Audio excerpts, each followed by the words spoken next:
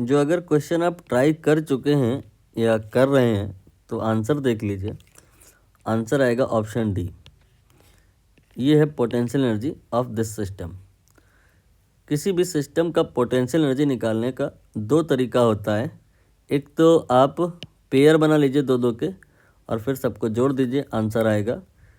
ये तरीका गलत नहीं है, लेकिन इसमें कंसेप्ट कम लर्निंग होती है।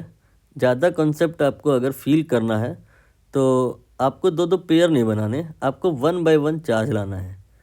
आप प्लस क्यू यहाँ पर ले आए, अभी तो आप इसको लाए पहले नंबर पे, तो उसके पहले तो कोई चार्ज था नहीं, तो कोई वर्क नहीं करना पड़ा, कोई एनर्जी नहीं खर्चा हुई। लेकिन जब एक चार्ज पहले से यहाँ मौजूद है और अब आप दूसरे को लाओगे तो कुछ एनर्जी खर्चा करनी पड़ेगी। और अब ये यहाँ पे आ गया, फिर जब तीसरे को लाओगे तो कुछ और एनर्जी खर्चा करनी पड़ेगी। इस तरह से आप सिस्टम की पोटेंशियल एनर्जी निकालोगे तो धीरे धीरे करके आपको सेल्फ एनर्जी और इंट्रैक्शन एनर्जी, इस तरह की चीज़ें भी क्लियर होने लगेंगी। यहाँ पर उतना डिटेल में हम जाएंगे नहीं, बट हिंट मैंने आपको कर दिया कि पहले आप यहाँ पर प्लस क्यू को मान लीजिए, अब फिर आप इस माइनस क्यू को लाइए, तो आपका यहाँ पर जब पोटेंशियल एनर्जी बन के आएगा दैट विल बी व्हाट, ये आएगा दो चार्ज के बीच का पोटेंशियल एनर्जी के Q1 Q2 बाई आर होता ना, तो ये हो जाएगा के Q minus Q divide by D. इतना एनर्जी जो आप अगर खर्चा किए तो ये और ये अपने स्थान पर आ गए और ये सिस्टम बन गया। और अब हमें प्लस क्यू को लाना है।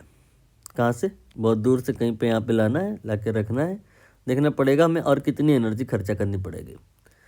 तो और कितनी एनर्जी हमें खर्चा करनी पड़ेगी, इसके लिए हम इस पॉइंट पर देखेंगे कि पोटेंशियल कितना है बिकॉज ऑफ दिस सिस्टम। तो बिकॉज ऑफ दिस सिस्टम यहाँ पे पोटेंशियल निकालना वेरी इजी।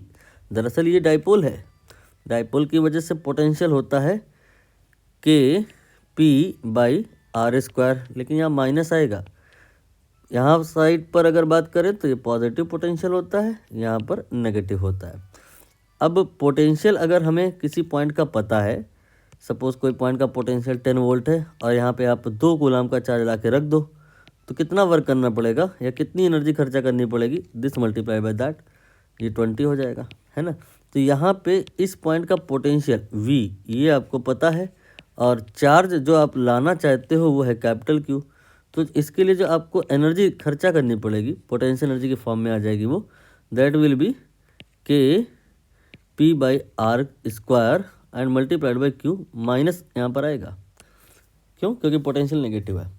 तो पहले जो आप इसको लाए तो इतना एनर्जी, फिर आप इसको भी लाए तो इतना एनर्जी, तो टोटल दोनों को जोड़ दीजिए, आंसर आ जाएगा।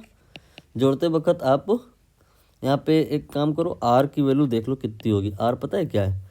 आर जहाँ पर ये ला रहे हो ना उसकी डिस्टेंस कैपिटल डी है, वो यहाँ पर रख दो, तो ये आ जाएगा माइनस के P Q divided by D square.